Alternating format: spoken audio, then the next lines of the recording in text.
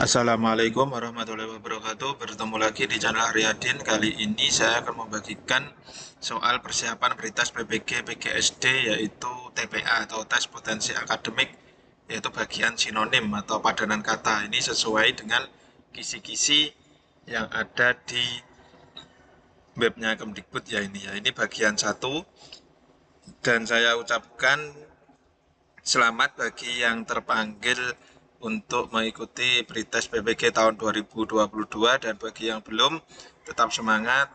Semoga pemerintah mempunyai kebijakan yang lain. Mari kita lanjutkan ke pembahasannya. Ini di kisi-kisinya, ini dapat menentukan kata yang memiliki kesamaan arti dengan stem soal.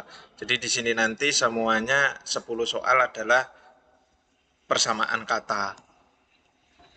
Yang pertama, kartel. Ini pilihan jawaban A, tempat air, yang B, warung telepon, yang C, badan usaha besar, D, kertas tebal, E, ketapel. Ini kartel ini adalah organisasi, perusahaan atau badan usaha besar yang memproduksi barang sejenis. Jadi organisasi atau perusahaan yang produksinya itu barang-barangnya adalah sejenis. Jadi persamaan dari kartel jawabannya adalah yang C, yaitu badan usaha besar. Nah, untuk trik-triknya bagaimana mengerjakan soal persamaan kata ini, tentunya kita harus banyak perbendaharaan kata, harus banyak sering-sering mengerjakan soal persamaan kata, harus banyak sering membaca supaya perbendaharaan kata kita bertambah. Dan sebenarnya ada trik-triknya. Trik-triknya untuk mengerjakan di salah satu video saya ada, itu bisa ditonton di video atas ini. Itu trik-triknya bagaimana. Tentunya yang lebih bagaimana supaya lebih mendalaminya, yaitu harus diperbanyak perbendaharaan katanya. Soal berikutnya, glosarium, yang A, indeks, yang B, intisari, yang C, kamus ringkas, yang D, lampiran, yang E, tempat ikan. Di sini pembahasannya, glosarium adalah kamus dalam bentuk yang ringkas, daftar kata dengan penjelasan dalam bidang tertentu. Jadi kamus itu kan identiknya tebal, tapi kalau glosarium itu kamus yang ringkas. Itu biasanya glosarium kan ada di belakang buku paket, itu biasanya di paling belakang ada glosariumnya. Jadi glosarium itu adalah kamus ringkas. Nah, kalau di sini kan beda-beda ya ini ya. Tadi triknya bisa ditonton di video saya yang lain ya ini. Soal nomor 3, ambiguitas. Yang A, pengertian, B, penyimpangan, C, ketidakjelasan, D, kebingungan, E, pola. Nah, ini biasanya jadi jangan terpengaruh dengan perkiraan ini. Biasanya kalau ambiguitas itu langsung bingung, ambigu, kebingungan. Nah, di sini juga ada jawaban yang kebingungan, tapi ternyata jawabannya adalah yang C. Jadi ambiguitas ini adalah sifat atau hal yang bermakna ganda. Jadi ketidaktentuan. Jadi maknanya itu ada dua atau bahkan lebih di ketidakjelasan. Jadi bukan kebingungan tapi ketidakjelasan. Soal berikutnya, deportasi, A, perhubungan, B, pengusiran, C, pengangkatan, D, pengawasan, E, penurunan. Ini bisa kita dengar deportasi. Jika ada warga negara asing dideportasi oleh imigrasi, kan siapanya seperti itu. Jadi deportasi itu yaitu yang B, pengusiran. Deportasi itu bisa pembuangan, pengasingan, atau pengusiran lah. Seperti ini, dengan banyak sering mengerjakan, kalau nanti pengusiran ada kata pembuangan, berarti ya itu. Jadi itu makanya kalau dihafalkan itu tidak bisa, tapi banyak membaca, banyak perbendaharaan kata-kata. Jadi nanti akan semakin mudah. Sebenarnya tidak terlalu banyak soal sinonim ini, mungkin hanya 2 atau 3 sampai 4 soal. Tapi walaupun hanya satu soal itu juga berpengaruh terhadap nanti nilai hasil akhirnya. Kemudian citra, yang A, gambaran, B, anggapan, C, pendapat, D, diam, E, imajinasi. Di sini citra adalah gambaran. Nah, citra satelit itu kan biasanya tempat itu gambarannya.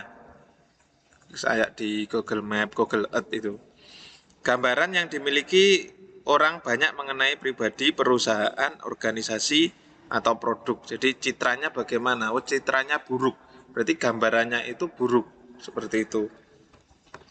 Berikutnya intuisi. A laki-laki, B kalbu, C bisikan hati, D alat, E pikiran. Nah, ini biasanya ini yang agak bingung. Kalau laki-laki, kalbu, alat ini kemungkinan tidak. Nah, intuisi ini, nah ini ada yang agak bingung. Mungkin apakah yang E pikiran atau yang C bisikan hati. Nah, jadi di sini nah kalau pikiran ini kan beda ya. Ini ada kalbu, kalbu itu berarti hati. Berarti ini hampir sama. Nah, kemungkinan antara B dan C. Nah, intuisi adalah daya atau kemampuan mengetahui atau memahami sesuatu tanpa dipikirkan atau dipelajari. Bisikan hati, gerak hati.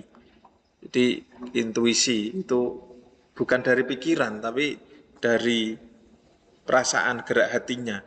Jadi jawabannya adalah yang C. Evokasi, A pengungsian, B penilaian, C perubahan, D pengunggah rasa, E izin menetap. Nah, ini jawabannya adalah yang D ya ini ya. Evokasi atau daya penggugah rasa. Pengalian pemeriksaan orang asing dari pengadilan kepada instansi. Jadi evokasi ini artinya banyak. Nah, jadi seperti ini yang saya maksud harus banyak perbendaharaan kata. Harus banyak tahu mana yang biasanya sering keluar. Di evokasi adalah penggugah rasa, pengalian pemeriksaan ini juga bisa. Jadi jawabannya adalah yang D. Kemudian residu, A reduksi, B remisi, C sisa, D ampas, E hasil. Nah, ini antara D dan C, sisa dan ampas. Ini hampir sama dengan yang tadi ya, pikiran atau hati, kalbu dengan bisikan hati tadi. Nah, ini di sini residu adalah ampas, endapan atau tentang minyak tanah gula. Di residu itu ampasnya atau endapan. Jadi sebenarnya sisa juga bisa, tapi kalau di kamus itu jawabannya adalah yang D residu atau ampas. Ampas itu kan sebenarnya juga sisa. Nah, ini sebagai pengecoh. Kemudian relatif, A nisbi, B ukuran, C hayal, D tasbih, E huruf. Nah, ini tasbih huruf ukuran ini terlalu jauh ini ya antara A dan C. Relatif atau tidak mutlak. Tidak pasti, relatif itu kan tidak pasti. Kata lainnya nisbi. Di nisbi itu artinya tidak mutlak atau relatif. Jadi kalau ada kata nisbi sinonimnya itu bisa relatif atau tidak mutlak. Nah, biasanya ada tidak mutlak, ada mutlak. Nah, itu yang membingungkan kita. Berikutnya kontemporer, A aneh, B kuno, C pada masa kini, yang D abstrak, E tidak beraturan. Nah, ini antara B dan C ini saling berlawanan ini ya, kuno dan pada masa kini. Kalau yang ini aneh, abstrak, tidak beraturan itu kan tidak ada kaitannya. Nah, berarti antara B dan C. Nah, kontemporer pada waktu yang sama, semasa, pada masa kini, dewasa ini. Jadi kontemporer itu adalah pada masa kini.